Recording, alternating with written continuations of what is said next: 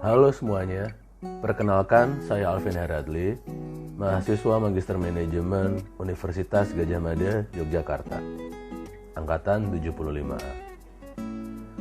Kali ini saya akan melakukan analisis faktor lingkungan eksternal pada PT Adikarya Tbk Jakarta. Ya, kita awali pembahasannya dari latar belakang.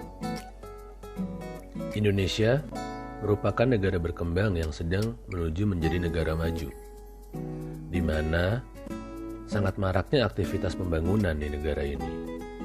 Jakarta sebagai ibu kota dari negara Republik Indonesia merupakan pusat dari seluruh aktivitas yang ada di negara. Lalu, PT Adikarya Tbk, khususnya yang kita bahas saat ini yang berdomisili di Jakarta, merupakan salah satu perusahaan konstruksi terbesar di Indonesia. Adanya isu-isu terbaru sangat mungkin bisa merubah keadaan dari perusahaan saat ini. Dari latar belakang yang telah disebutkan, muncullah dua perumusan masalah. Yang pertama, apa saja faktor-faktor lingkungan eksternal yang mempengaruhi kinerja PT Adikarya Tbk Jakarta. Lalu yang kedua, apa saja peluang dan ancaman yang timbul dari faktor lingkungan eksternal pada PT Adikarya Tbk Jakarta. Dengan adanya perumusan masalah yang telah ditentukan, maka kita dapat menarik tujuan dari penelitian yang akan kita lakukan. Yang pertama, untuk mengetahui faktor-faktor lingkungan eksternal yang mempengaruhi kinerja dari PT Adikarya Tbk Jakarta. Lalu, untuk tujuan penelitian yang kedua, yaitu untuk mengidentifikasi peluang dan ancaman yang timbul dari faktor lingkungan eksternal pada PT Adikarya Tbk Jakarta. Berikutnya, untuk metode penelitian, jenis dan data yang digunakan dalam metode penelitian ini adalah data primer dan data sekunder. Lalu, data penelitian dikumpulkan melalui dua metode. Yang pertama, metode wawancara untuk mendapatkan data primer, dan yang kedua, studi kepustakaan secara luring dan daring untuk mendapatkan data sekunder. Penelitian ini menggunakan metode analisis deskriptif untuk menggambarkan keadaan berdasarkan tinjauan dari fakta-fakta yang ada saat ini. Lalu akan kita bahas sedikit tentang profil dari perusahaan. PN Adikarya berdiri pada tahun 1960. Lalu disahkan oleh Menteri Kehakiman pada tahun 1974. Dan pada tahun itu pula berubah menjadi PT atau perseroan terbatas. PT Adikarya merupakan perusahaan konstruksi pertama yang terdaftar di Bursa Efek Indonesia. Lalu untuk milestone dari Adikarya. Pada tahun 1960, PN Adikarya dinasionalisasi dari Dutch Company Associates (NV). Lalu, pada tahun 1974, PN Adikarya berubah menjadi PT Adikarya Persero, disahkan oleh Menteri di Indonesia. Selanjutnya, melompat ke tahun 2004, PT Adikarya merupakan BUMN konstruksi pertama yang melantai di BEI, tepatnya pada tanggal 18 Maret tahun 2004. Lalu, pada tahun 2011, ada perubahan visi, misi, dan tata nilai perusahaan. Lalu, adanya restrukturisasi organisasi dan pendirian Adi Learning Center. Setahun setelahnya, pendirian anak perusahaan APP dan APR. Dan pada tahun 2013, adanya beberapa pembangunan yang dapat kita lihat dari gambar di bawah. Menginjak pada tahun 2014, PT Adikarya mendirikan anak perusahaan APG dan APB. Dan pada 2015, memperoleh PMN untuk pembangunan LRT beserta stasiun dan properti pendukung. Dan akhirnya pada tahun 2016, pembangunan untuk proyek sebelumnya di tahun 2015 dilakukan. Lalu visi dan misi dari PT Adikarya. Visi dan misi dari PT Adikarya yang akan kita bahas saat ini adalah visi dan misi yang telah diubah pada tahun 2011. Visi dari PT Adikarya sendiri adalah menjadi perusahaan konstruksi terkemuka di Asia Tenggara.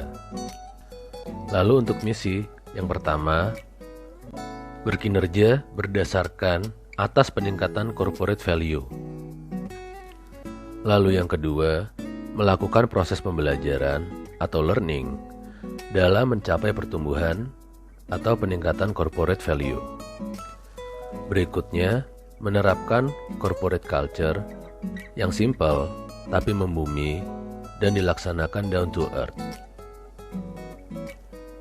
Lalu, proaktif melaksanakan 5 lini bisnis secara profesional, governance, mendukung pertumbuhan perusahaan. Dan yang terakhir, partisipasi aktif dalam program kemitraan dan bina lingkungan atau PKBL dan corporate social responsibility seiring dengan pertumbuhan dari perusahaan. Berikutnya, setelah membahas visi dan misi dari perusahaan, kita akan membahas tujuan dari PT Adikarya Tbk Jakarta. Yang pertama, Adikarya menyadari pentingnya menerapkan tata kelola perusahaan yang baik secara efektif dan efisien untuk meningkatkan kinerja bisnis yang berkelanjutan, dan juga sebagai bentuk pertanggungjawaban perseroan kepada para pemangku kepentingan. Lalu yang kedua, Adikarya juga percaya bahwa GCG atau Good Corporate Governance merupakan sebuah sistem nilai di mana penerapan sistem nilai tersebut bersamaan dengan standar praktik terbaik internasional akan meningkatkan kinerja perusahaan secara keseluruhan. Dan tujuan yang ketiga adalah PT Adikarya Tbk selalu berkomitmen bahwa pentingnya penerapan K3 atau keselamatan dan kesehatan kerja bagi para pekerja PT Adikarya adalah untuk mencegah atau mengurangi terjadinya kecelakaan kerja, penyakit akibat kerja, dan terjadinya kejadian berbahaya lainnya. Lalu, untuk struktur organisasi PT Adikarya dapat dilihat dari gambar berikut.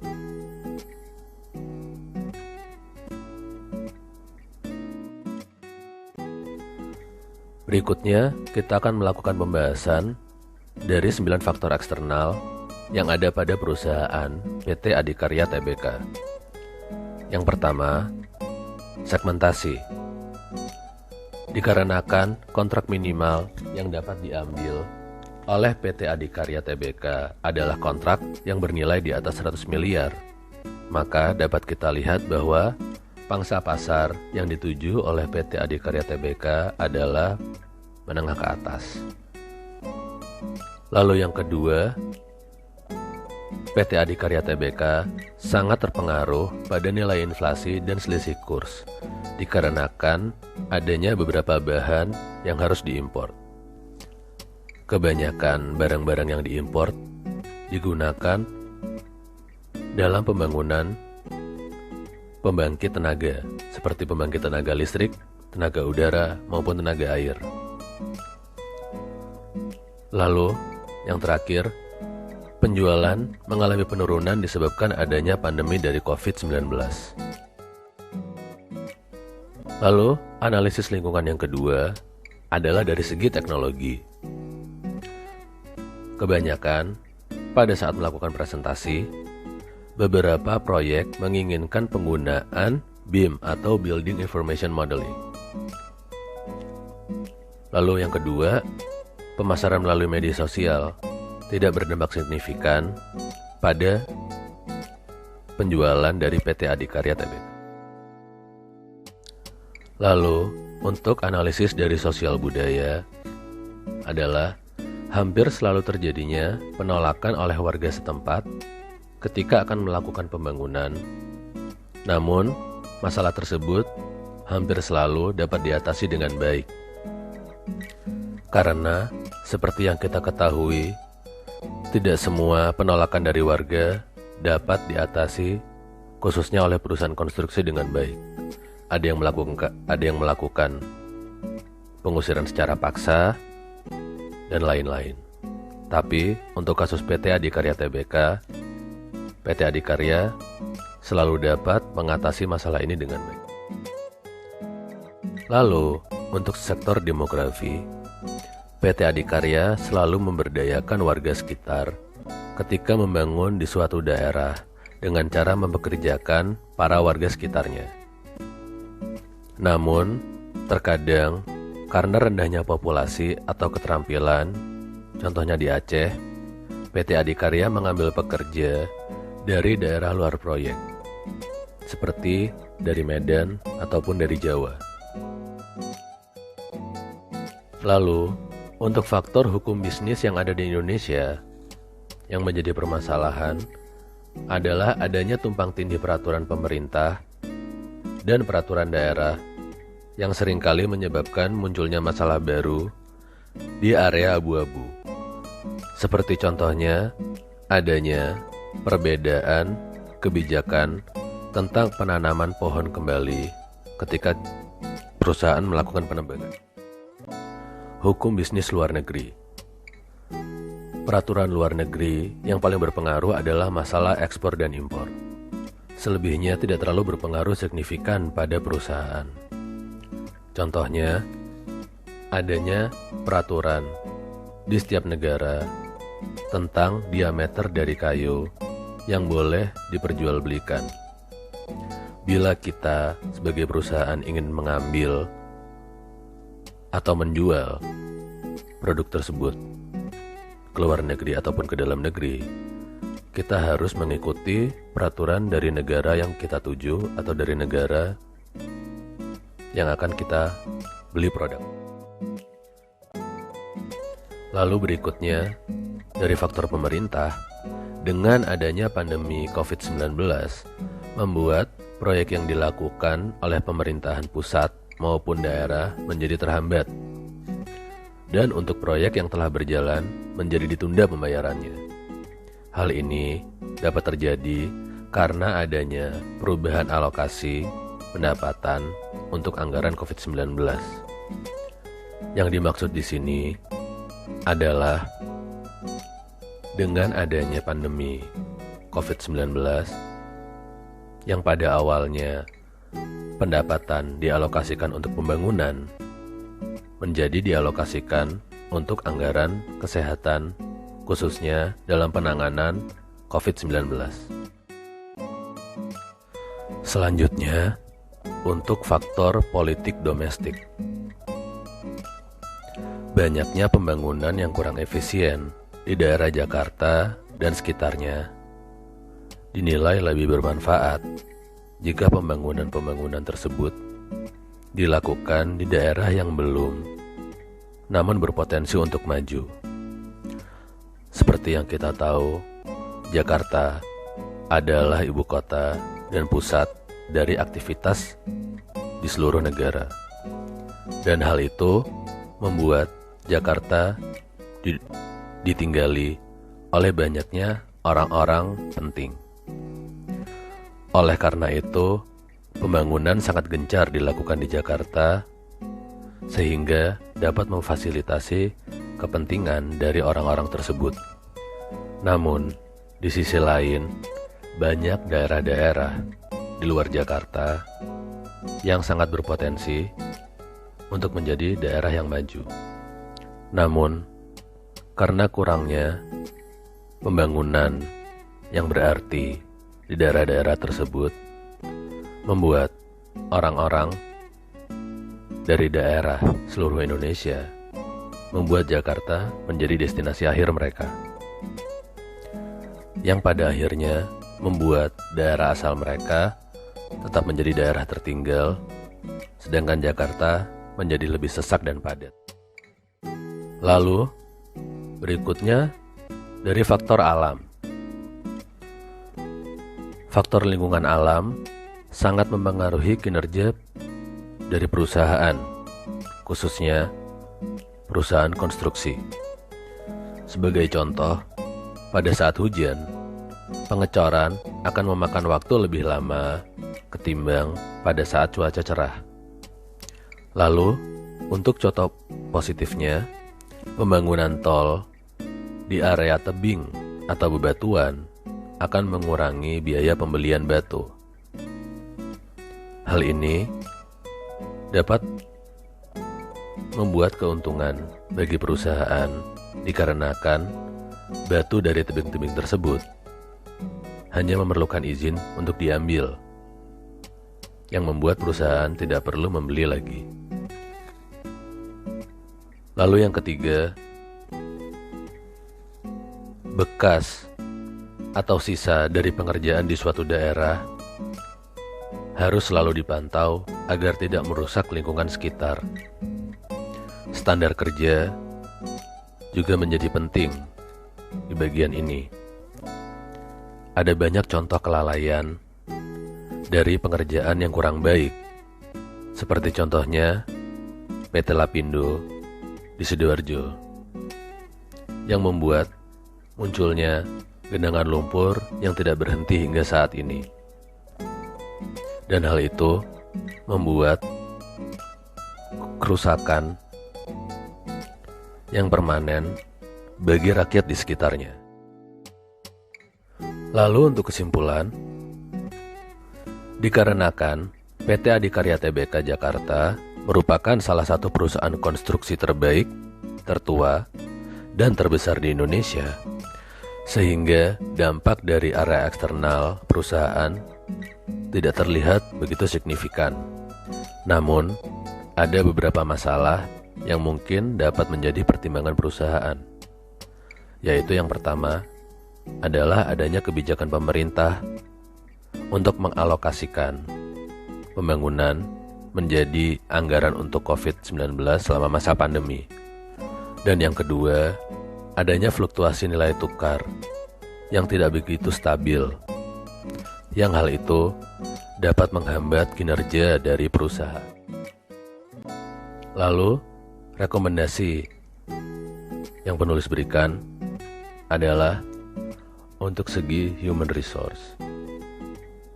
Perlu adanya pelatihan dan pemberdayaan di tempat-tempat proyek agar dapat memberdayakan warga sekitar dalam jangka waktu panjang.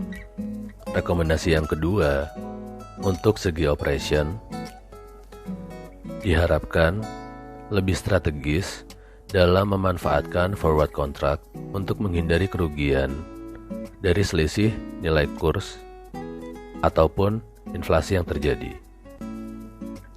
Berikutnya, untuk segi finance, PT Adikarya Tbk Jakarta diharapkan memperbesar dana cadangan dikarenakan adanya telat bayar dari konsumen ataupun pemerintah yang disebabkan dari pandemi COVID-19.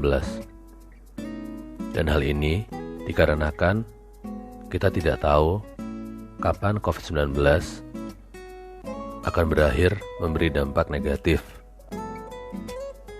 Lalu yang terakhir, untuk segi marketing, perusahaan diharapkan dapat memanfaatkan media sosial sebaik-baiknya, karena media sosial sangat berkembang pesat pada saat ini. Diharapkan apabila perusahaan telah dapat memanfaatkan media sosial dengan baik dan benar, maka penjualan dari perusahaan pun akan ikut meningkat. Sekian presentasi dari saya. Mohon maaf bila ada kekurangan dan salah kata. Terima kasih atas perhatiannya, dan sampai jumpa.